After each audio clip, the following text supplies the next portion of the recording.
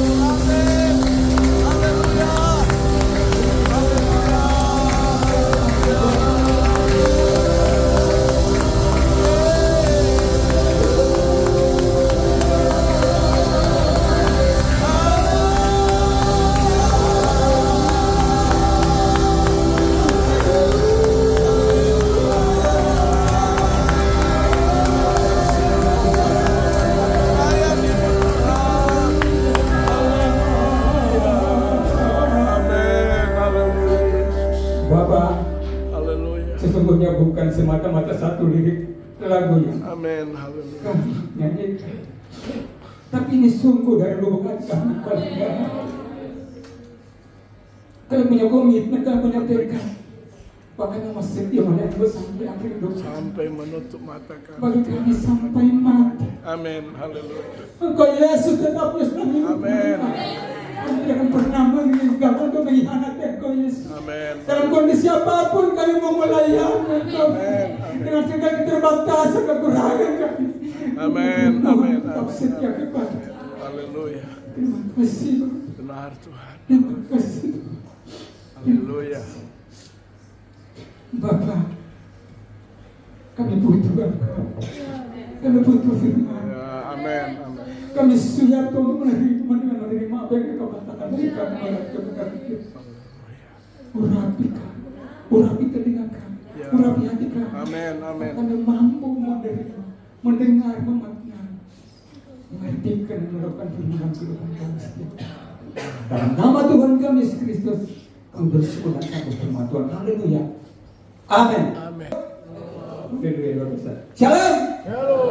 Haleluya. Berikan tepuk tangan yang sangat dasar buat Tuhan Yesus.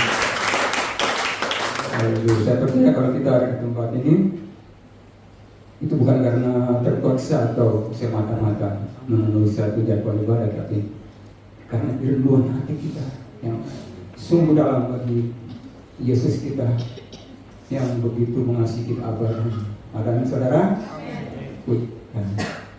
Anda sadar atau tidak? Di tengah-tengah kita saat ini ada Tuhan Yesus. Iya. Dia berjanji di mana dua atau tiga orang berkumpul di dalam namaku, aku ada di tengah-tengah mereka. Puji Tuhan. Firman Tuhan yang akan kita dengar hari ini, satu ayat saja dari pasal yang terakhir, yaitu pasal yang ke-22, ayatnya yang ke-7.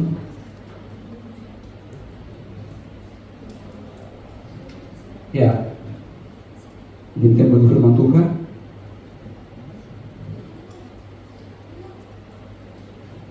Saya ulangi. Kitab Wahyu pasal 22 ayat yang ke-7. Sesungguhnya aku datang segera. Saya ulangi. Sesungguhnya aku datang segera. Berbahagialah orang yang menuruti perkataan-perkataan nubuat kitab ini. Iya. Saat ini kita semua lagi sibuk-sibuknya ya, mempersiapkan segala sesuatu untuk menyambut Natal. Kedatangan Tuhan Yesus pada yang pertama kali untuk menyambutkan keselamatan kita. Segala sesuatu saya percaya di setiap rumah sudah disiapkan, ya. Apalagi kue, ya, rumah di cat apa segala macam. Tapi saya mau ingatkan buat kita, itu memang penting, ya, itu sangat penting yang harus kita siapkan Allah. Seluruh hidup kita, hati kita untuk menyambut kedatangannya pada kali yang kedua. Dan saudara, kalau itu yang sangat penting. Ya, Tuhan berkata, sesungguhnya aku datang segera. Ayat yang ke-7 bagian A adalah apa ya? Topik dari firman Tuhan hari ini, judul firman Tuhan Yesus segera datang. Ya, ini adalah satu peringatan bagi kita semua bahwa Tuhan bilang, aku segera. Berarti tidak lama lagi. Ya, waktunya sudah sangat dekat, waktunya sangat singkat. Sekalipun dalam Alkitab tidak menjelaskan bahwa kapan, artinya harinya tidak ditentukan, tanggalnya, bulannya, tahunnya, jamnya. Jadi terbuka. Tapi yang jelas dia datang segera. Tentang kedatangannya pada kali yang kedua, Tuhan Yesus berkata begini pada Matius 24 ayat 36 tentang hari dan saatnya. Tidak ada seorang pun yang tahu. Malaikat-malaikat di surga tidak tahu. Bahkan Tuhan Yesus mau datang, dia tidak tahu. Dia bilang, hanya Bapa saja. Cuma Bapa yang tahu kapan Tuhan Yesus datang untuk kalian kedua. Tuhan Yesus tidak tahu. Oleh sebab itu saudara, karena kita tidak tahu datangnya kapan, hari apa, tanggal berapa, bulan apa, tahun berapa, jamnya berapa, jam berapa. Jadi saat ini yang harus kita senantiasa lakukan adalah berjaga-jaga. Berjaga-jaga, standby. Kalau kau tahu kapan dia datang ya. Iya, maksudnya tanggal 2026 baru dia datang. Biar 2024 ini tahun hidup seperti yang sudah dulu tahun 2025 baru tahun berubah. Tapi kan kita tidak tahu. Makanya setiap saat harus berjaga-jaga. Iya, harus berjaga-jaga. Jangan kita santai, jangan lemah. Jangan acuh dengan Tuhan, jangan malas tahu. Kita hanya sibuk dengan dunia. Kegiatan dunia boleh, tapi yang lebih penting siapkan hati kita, kehidupan kita, pikiran kita, karakter kita. Itu yang penting. Itu yang sangat penting. Sebab apa? Menjelang kedatangan Tuhan, ada yang penting harus kita lakukan dalam kehidupan kita. Ada yang lebih penting.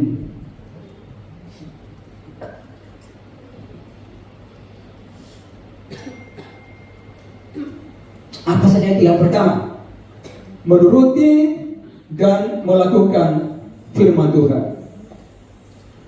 Ayat yang ke-7 bagian itu berkata, berbahagialah orang,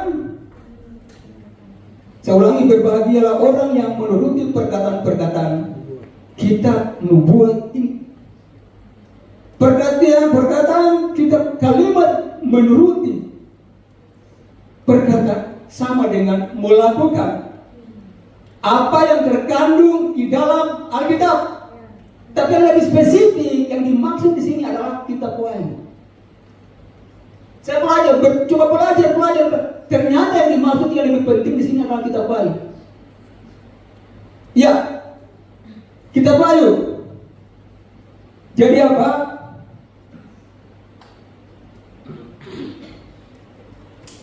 Bagi orang yang setia membaca firman Tuhan dan setia melakukannya, tidak sia-sia. Tidak sia-sia. Iya. Karena apa? Tuhan memperhitungkan semuanya bagi kita. Tapi saya, Bapak Ibu, ada orang yang takut kalau baca kitab Wahyu ini. Katanya ngiri. Ada kemarin saya telepon dengan saudara di Ambon, dia guru. Dia cerita. Saya bilang, Ade, nggak usah pikir yang lain lagi, nggak usah pikir kawin. Sekarang duda cerai. Nggak usah kawin, namun dia ganteng. Nggak usah kawin lagi, Ade. Apalagi duda cerai. Baru dia menceritakan istrinya, saya bukan mengaku saya punya anak. Saya kasih ingat dia. Dia bilang, kakak, kamu ini setua baru sakit-sakit lagi, saya baru boleh kata. Coba. Sekarang ini kita harus fokus dengan Tuhan.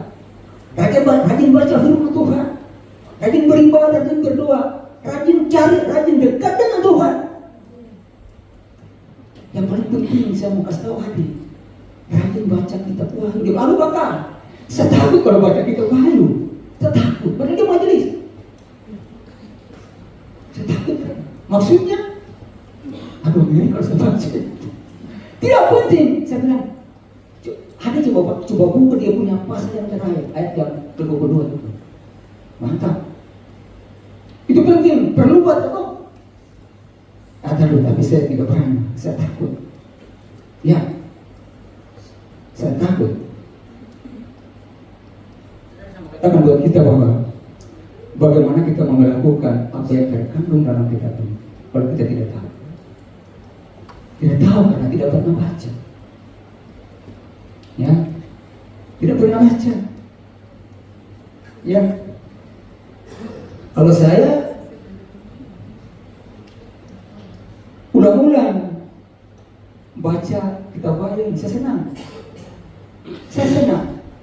Ada percaya atau tidak, tapi saya bicara yang sebenarnya. Saya senang. Karena penting. Apalagi di dalam kitab dia bilang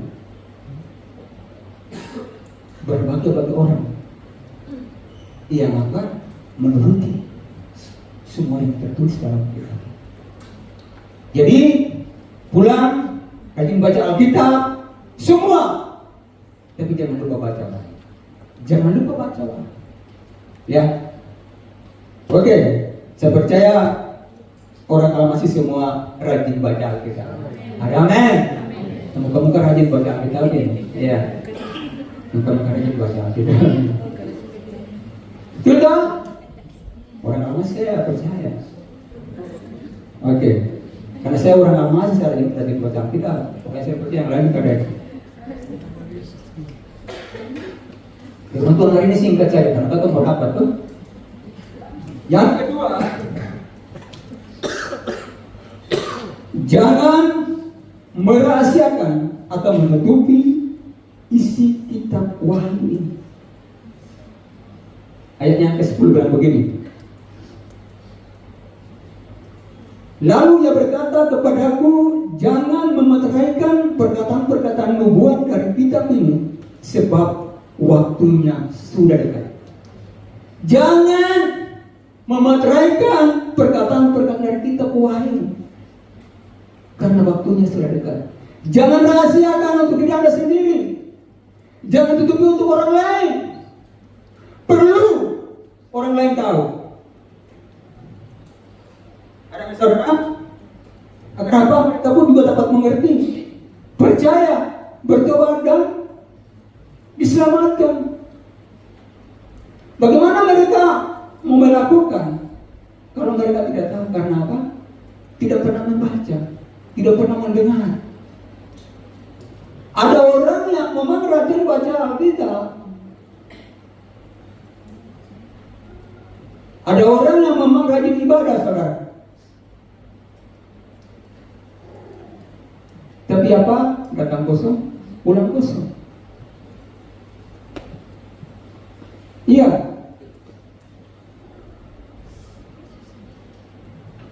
Jadi, saudara, perlu buat kita sebagai hamba Tuhan, bahkan semua kita hamba Tuhan, tanggung jawab kita adalah menyampaikan firman ini kepada orang lain. Ya, jangan hidup kita sendiri. Wahyu pasal 1 ayat 3 bilang begini. Berbahagialah orang yang membacakan dan mereka yang mendengarkan kata-kata nubuat ini dan menuruti apa yang ada di dalamnya, sebab waktunya sudah dekat. Berbahagialah ia, siapa saja, saya atau Anda, yang membacakan wahyu ini kepada orang lain, dan mereka yang mendengarkannya kemudian melakukannya. Kita sama-sama beruntung, kita sama-sama diberkati, kita sama-sama berbahagia. Kata ayat 3 dari kitab Wahyu pasal 1. Jadi sekali lagi, tanggung jawab kita kasih tahu kepada orang lain, terutama mereka yang masih hidup di luar Tuhan, terutama mereka yang Kristen tapi cuma nama. Pak Martin ini menghakimi ya. Bukan begitu. Tak harus dikasih tahu. Pak Martin bilang orang cuma Kristen tapi cuma nama.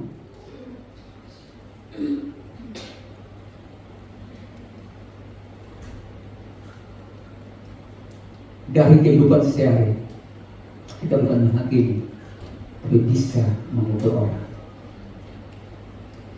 Yang bilang tentang Pak Martin itu hamba Tuhan, pikir dia sudah lebih dari orang lain, bukan kamar. Anda mungkin lebih hidup dari dari saya. Saya jujur, tapi kita saling mengingatkan. Ada amin? Ini penting. Penting. Kita tetap saling mengingatkan. Karena ini apa? Untuk kebaikan kita semua. Ada amin saudara? Ya. Jadi apa? Yang paling penting di sini saya katakan bahwa ketong tanggung jawab semua. Ya. Ada orang yang kata-kata rajin ibadah, tapi waktu mereka hamba Tuhan menyampaikan firman, mereka tidak fokus, tidak perhatikan. Makanya saya bilang datang kosong pulang kosong. Tidak perhatikan, tidak sungguh-sungguh, tidak serius. Makanya tidak mengerti, tidak tahu, dan tidak melakukan. Jangan heran waktu dari orang bilang potong pusat sudah Kristen, tapi sampai menguntir rambutnya sampai tua seperti saya, imannya tidak pernah bertumbuh. Imannya tidak pernah bertumbuh, tidak ada perubahan. Dan sampai sekarang tidak begitu. Sekalipun dibilang orang bertobat. Saya sering bilang tuh, kita tidak bisa apa, mohon maaf, tidak bisa kita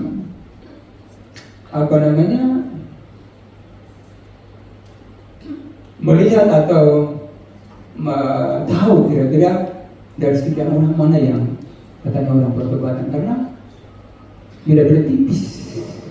Namanya bertobat, tapi mulutnya tidak bertobat, hatinya tidak bertobat, karakternya, kelakuannya tidak bertobat. Nah ini kenyataan. Jangankan orang di luar Tuhan, orang yang sudah dibilang orang bertobatan, tapi kata bertobatan itu cuma nama sih.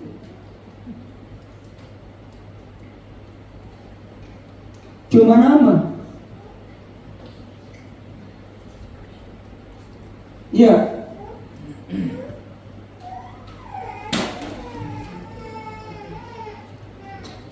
Jadi apa saudara? Supaya kita melakukan dalam kehidupan kita setiap hari, kita harus tahu dulu. Waktu hamba Tuhan menyampaikan firman Tuhan, buka telinga, buka hati. Amin. Ya, jangan ada hamba Tuhan menyampaikan terus sampai suara hilang-hilang. Tapi memang ada bukan kita. Tapi siapa mau tahu? Yang dilihat itu F3, yang lain-lain, WK. Karena saya pernah lihat, jangankan anak pemuda, orang dewasa yang sudah umur juga buka HP-nya, tapi bukan firman yang dibuka, yang lainnya yang dibuka. Itu manis.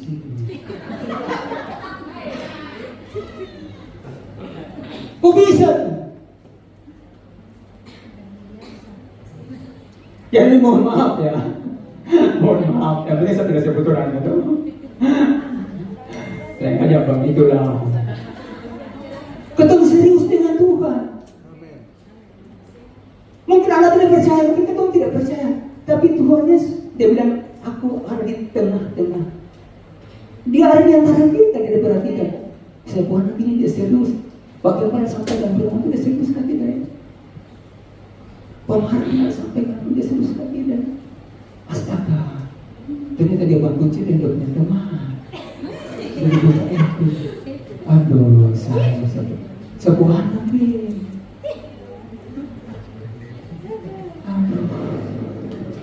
Ya, ini perlu diingatkan. saya berdosa, kalau saya diamkan, saya harus ingatkan supaya berubah. Bagaimana orang bertobat kalau tidak diingatkan? Bagaimana orang berubah kalau tidak diingatkan? Tatong tatap ketemu malas, ketemu diam saja. Kan keselamatan masing-masing. Tidak. Tidak. Tuhan Yesus bilang apa? Pergilah kamu jadikanlah sekalian bangsa itu muridku. Tanggung jawab kita untuk menyampaikan kebenaran kepada semua orang. Bukan saya, Bapak Gembala, Bapak Panaka, Ibu Oli, rekan-rekan BPJ. Bukan. Ketemu semua. Siapa yang merasa diutus? Angkat tangan. Katakan siapa yang merasa diutus sama Tuhan untuk memberitakan firman? Apakah kita majelis saja dengan siapa yang merasa diutus? Siapa yang merasa dia orang Kristen? Siapa yang merasa dia orang percaya? Siapa orang percaya di sini? Katakan semua orang percaya kan? Percaya firman kah tidak? Percaya. Lakukan kah tidak? Kalau begitu, sampaikan kebenaran kepada semua. Jangan diamkan sendiri, untuk tahu sendiri, masalah sendiri. Anda egois. Tidak boleh. Ada amin? Iya, boleh. Jangan egois. Mentang-mentang sudah diselamatkan. Ya keselamatan itu kan kasih karunia. Kan? Efesus pasal 2 ayat 8 dan 9. Keselamatan itu anugerah, kemudian cuma-cuma. Betul, saya bilang tidak. Asli keselamatan bukan nasib dosa kita. Saya bilang tidak. Firman Tuhan itu harus setia. Setia sampai. Setia sama dengan tahu. Ya, sama. Konsisten. Ya. Melakukan apa yang ada dalam kita. Orang lain juga perlu tahu. Orang lain perlu diselamatkan. Yang ketemu saya. Ya. Makanya bagi jemaat yang merasa kalau datang dengan firman tapi tidak serius, ada satu ayat dalam Lukas 8 ayat 18. Sebab itu perhatikan bagaimana kamu mendengar.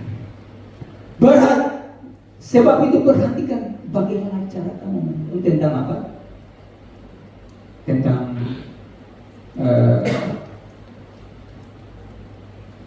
menabur. Perumpamaan tentang apa namanya?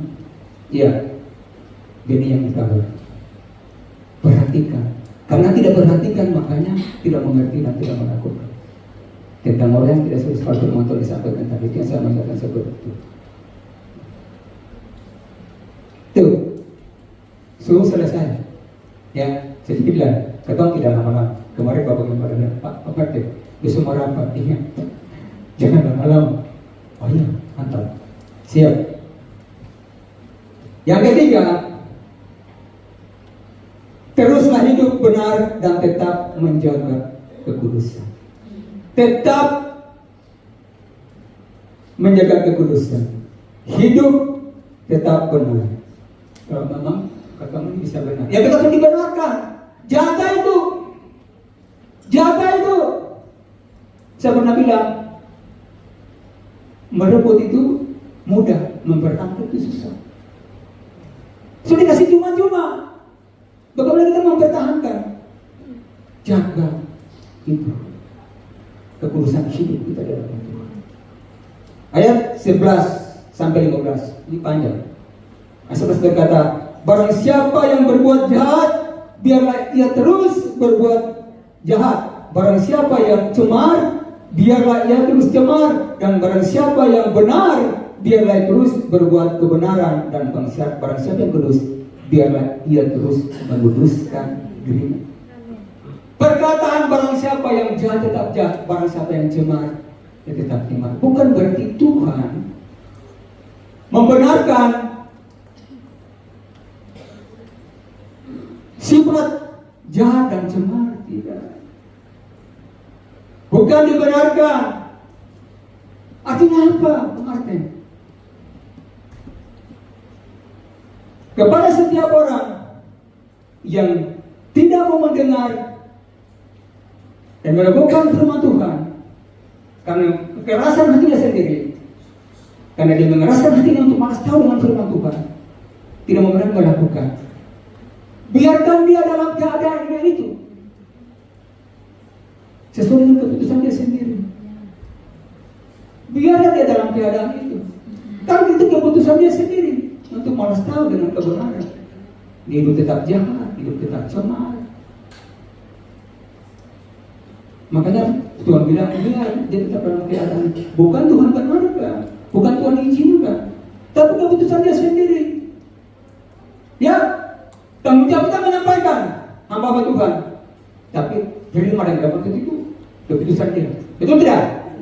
Tidak kita paksa campur dia. Kok melakukan? Kok serius? Oh tidak mungkin. Tidak mungkin kalau betul-betul ada jemaat yang ada sementara betul bicara baru dia masak atau mati sambil rotang baru campur satu. Tidak mungkin kan? Tidak mungkin dipaksakan. Iya, keputusan dia sendiri. Pilihan. Itu pilihan. Amin. Pilihan. Mau taat atau tidak? Mau melekat atau tidak? Mau tetap setia dan tetap selamat atau tidak? Itu pilihan. Amin. Iya, itu pilihan. Ya. Yang jelas, waktu kedatangan Tuhan Yesus, Dia akan memberikan pahala kepada apa? Mereka yang hidup benar, keselamatan, dan mereka yang hidup terus jahat adalah hukuman.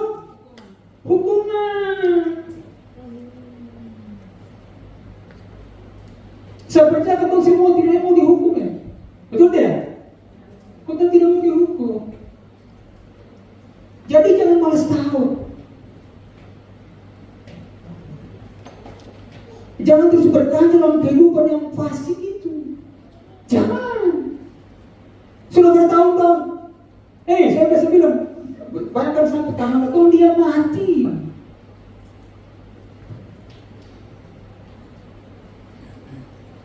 Harga kita adalah nyawanya. Kata ditebus dengan darahnya. Karena kita tidak mau melakukan yang terbaik untuk menyenangkan dan mempertahankan keselamatan. Berulang-ulang saya mengatakan, keselamatan itu tidak pernah dalam kehidupan manusia, tidak. Banyak ayat yang mengatakan bahwa keselamatan bisa. Bisa. Tanya Bapak Gembala, bukan saya karang-karang. Kalau saya mau bahasa itu nanti ketemu pulang kelas. Iya. Sementara 12 berkata begini. Sesungguhnya aku datang segera. Aku akan membawa upahku membalas kepada orang menurut perbuatannya. Yesus berjanji memberi upah. Apa upahnya? Apa? Itu bicara mahkota. Bicara mahkota. Saya ulangi. Sesungguhnya aku berkata, aku datang segera. Aku akan membawa upah untuk membalaskan kepada setiap orang menurut. Bayangkan, menurut perbuatannya. Kalau Ketua bilang, Pak yang benar saja. Kan Efesus pasal 2 ayat 18 bilang, keselamatan itu hadiah. Anugerah. Kok tidak perbuatan kita diperhitungkan? Bukan. Keselamatan tetap anugerah, tapi tetap melakukan juga kebenaran menurut kehendak Tuhan untuk mempertahankan itu keselamatan. Iya. Itu benar harus dibuka. Harus dibuka untuk semua orang. Iya. Bahkan dia bilang, aku akan membawa upah untuk membalaskan kepada setiap orang menurut perbuatan. Ya. Jadi Yesus berjanji memberikan pahala kepada setiap orang yang setia dan taat kepadanya. Pahala di sini adalah mahkota. Setia mengiring Tuhan, amin. Dalam kondisi apapun, setia melayani Tuhan. Iya, Bapak perhatikan, saya punya kerinduan yang dalam untuk kalian. Kadang saya menangis. Kadang saya menangis. Tuhan, lihat saya. Saya jalan setengah mati ke depan sini. Naik tangga datang ke sini. Kenapa selama saya tidak aktif lagi di kantor sini? Saya jalan dari bawah naik ke ruangan itu bukan ibadah yang mudah buat saya. Tapi saya punya kerinduan. Karena bagi saya, apa yang saya buat untuk tidak. Sampai anak buat Tuhan untuk membalas kebaikan Tuhan buat saya. Keselamatan dianugerahkan kepada saya. Kehidupan. Sekalipun badan saya habis, tapi saya masih. Saya bersyukur buat Tuhan. Saya percaya Tuhan masih mau pakai saya. Sudah saya punya badan maling, saya bersyukur buat Tuhan. Saya yakin Tuhan masih mau pakai saya. Makanya saya punya tekad sampai mati. Sampai akhir ku menutup mata. Tadi ada pujian, ku tetap setia menanti janji. Sampai ku dapatkan mahkota kehidupanku, ku tetap setia untuk melayanimu. Itu tekad saya. Sampai saya tidak bisa jalan, kalau Tuhan izinkan saya sampai kusuran, saya tetap mau ada di sini untuk berdoa. Itu saya punya tekad. Tuhan tahu hati saya. Aku tetap setia dalam kondisi apapun. Wahyu pasal 2 ayat 10 berkata, yang kalian ku setia sampai mati, aku akan memberikan kepada apa mahkota kehidupan. Hendaklah engkau setia sampai mati, dan aku akan menganugerahkan kepada mahkota kehidupan. Jadi orang yang setia melayani Tuhan, setia mengiring Tuhan, apa pahala mereka? Tidak main-main. Mahkota kehidupan. Tidak semua orang mendapatkan itu. Mahkota kan ada macam-macam dalam Alkitab. Tapi khusus bagi mereka yang setia melayani Tuhan, upah mereka adalah mahkota kehidupan. Nah, iya. Ayat 14 begini. Berbahagialah mereka yang membasuh jubahnya, mereka akan memperoleh hak atas pohon-pohon kehidupan dan akan masuk melalui pintu-pintu gerbang ke dalam kota itu. Ayat 15. Tetapi anjing-anjing, tukang sihir, orang-orang sundal, orang-orang pembunuh, penyembah berhala, dan setiap orang yang setiap orang yang mencintai dusta dan melakukan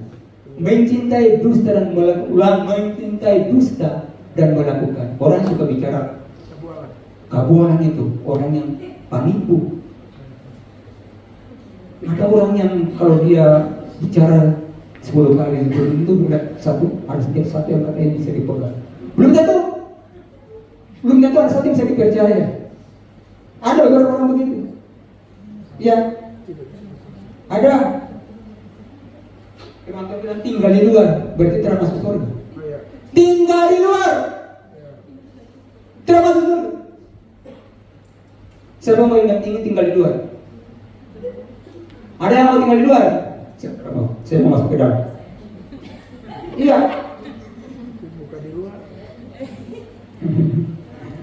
Jadi coba nanti pulang baru baca dengan seksama, artinya dengan ayat yang ke-15. Di sini satu kata ini, kata penipu atau dusta ini, saya itu orang anggap itu biasa saja, biasa, bicara itu biasa, dosa itu biasa. Untuk saya juga manusia berdosa, tapi saya sering bilang, saya kalau mau ke Remu, saya pamit, Mak, saya ke Remu. Ada orang bilang, mau ke Remu, tapi ternyata ke kelas sama. Ke Kelamono. Remu cuma berapa detik, tunggu sampai 2 jam, 3 jam orang. Astaga. Itu dusta kan tidak ya? Itu di luar. Ini dia. Saya mau bilang, orang sudah terbiasa dengan dusta, itu dia akan ditakut. Dia bisa tipu hamba Tuhan. Bisa. Dia bisa tipu dia pimpinan di kantor. Kan dia kan hamba biasa. Apalagi mau tipu mai tua. Dia anggap itu. Dia tak tahu apa-apa mah. Ada juga yang tipu suami.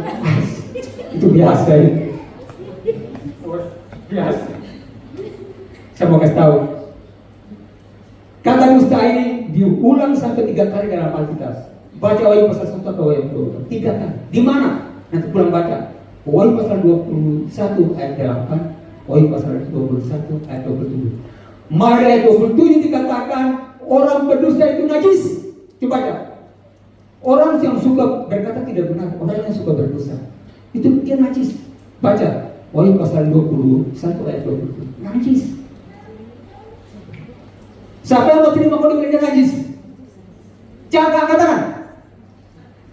Siapa yang bisa dia terima kalau dia dibilang najis? Saya tidak mau dia bilang najis. Mengerti sekali kedengar kata ini. Betul tidak? Iya, tapi firman Tuhan betul. Iya. Iya. Jadi apa? Mulai dari sekarang ini harus jujur kepada semua orang. Amin. Jujur kepada Tuhan terutama. Kalau Tuhan biar kita terjujur tetap dia tahu apa bohong. Dan Pak Martin, Pak Gembala, Pak Eva diboleh, Pak pasangan kan manusia, lu bukan Tuhan. Ada Tuhan juga tidak apa-apa. Kok najis? Ya firman Tuhan Yesus yang bilang firman bukan satu. Bukan saya. Berdosa. Mulai sekarang jujur kepada Tuhan, jujur kepada istri, hamba-hamba Tuhan, siapapun anak-anak, mertua kah, ipar kah, harus jujur. Harus jujur. Almarhum Budi bilang apa? Jangan lagi ada dusta di antara kita. Ya. Jangan lagi ada dusta di antara kita.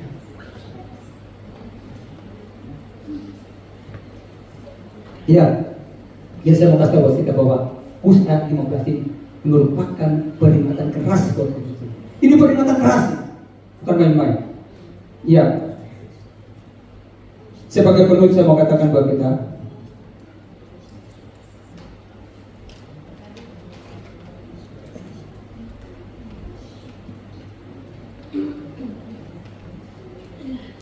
ya, ini ada peringatan keras di sini dari ayat 18 sampai 19 dari kitab Wahyu 22. Ini barang apa di sini? Wahyu 18, Wahyu 22 ayat 18-19. Jangan pernah mengurangi atau menambah satu kata pun dalam kitab Wahyu. Karena risikonya sangat besar. Risikonya besar. Kalau mengurangi atau menambah saja satu kata dalam kitab Wahyu, risikonya besar. Jangan coba-coba. Makanya saya hati-hati kalau saya menjabarkannya. Iya. Jadi itu saja. Semoga bagi kita yang tetap setia, setia, setia sampai mati.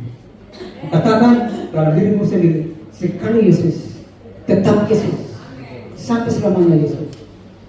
Jangan pernah berkhianat untuk meninggalkan Yesus dalam kondisi apapun. Jangan tergoda, terbuat dengan dunia, tergoda dengan kemauan dunia, terpancing, tergoda dengan keinginan daging membuat kita berkhianat Yesus, meninggalkan Dia.